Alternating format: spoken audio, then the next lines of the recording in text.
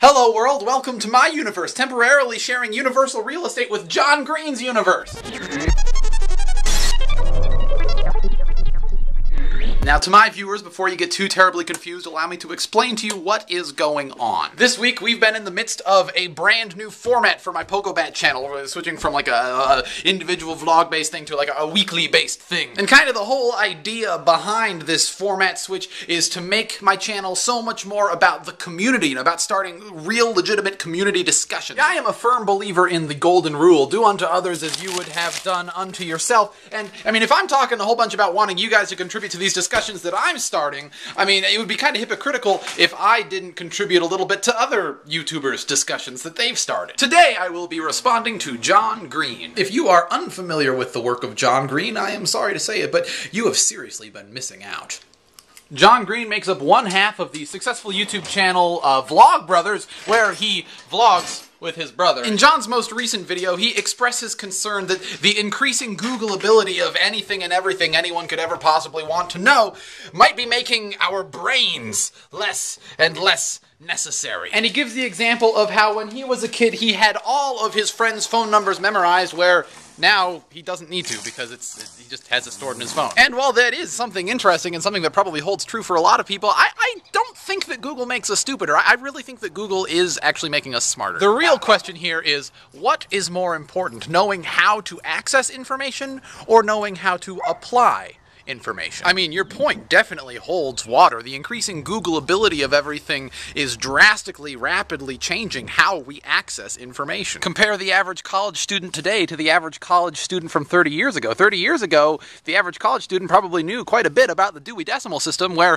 today, half of the college kids you ask probably don't even know where their college's library is. But does that mean that today's college kids are stupider than the college kids from 30 years ago? I mean, I really don't think so. I think it just means that they access information in new, more efficient ways than the college kids of 30 years ago did. So rather than spending their valuable, precious time figuring out where all the information is, they simply get the information right away and spend all their time figuring out how to apply it. And unless you think that the internet is going to be going away anytime soon, one would be hard-pressed to argue that that's a bad thing. What this does mean is that as much as things have already rapidly, radically changed in the past 10 years, they're going to continue to rapidly, radically change probably for the rest of our lives. And John, while your caution towards this change I think is a very healthy level of caution, sometimes it's good to keep in mind that change is good. So anyway, on to the larger point.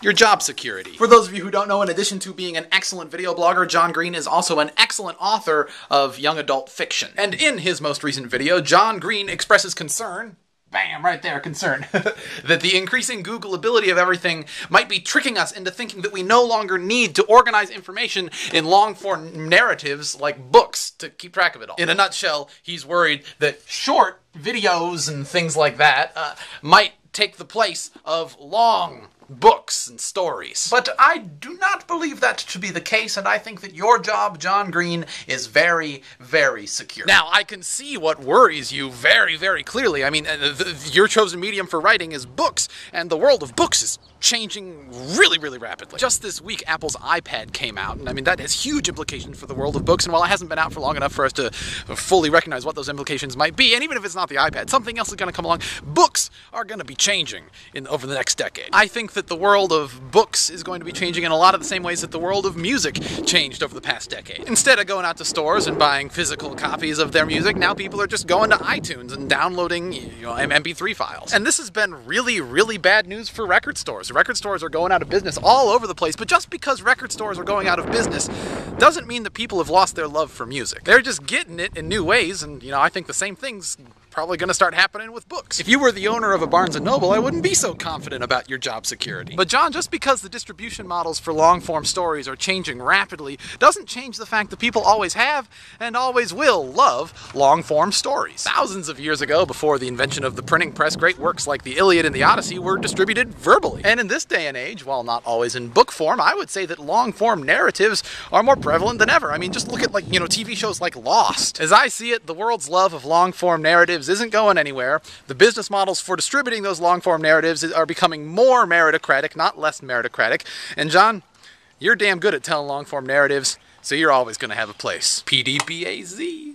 If you like what you just saw, if Dan put you in a state of awe, subscribe to him and click the orange button. It really, really, really, really, really means something. If you would do that, that'd be really cool.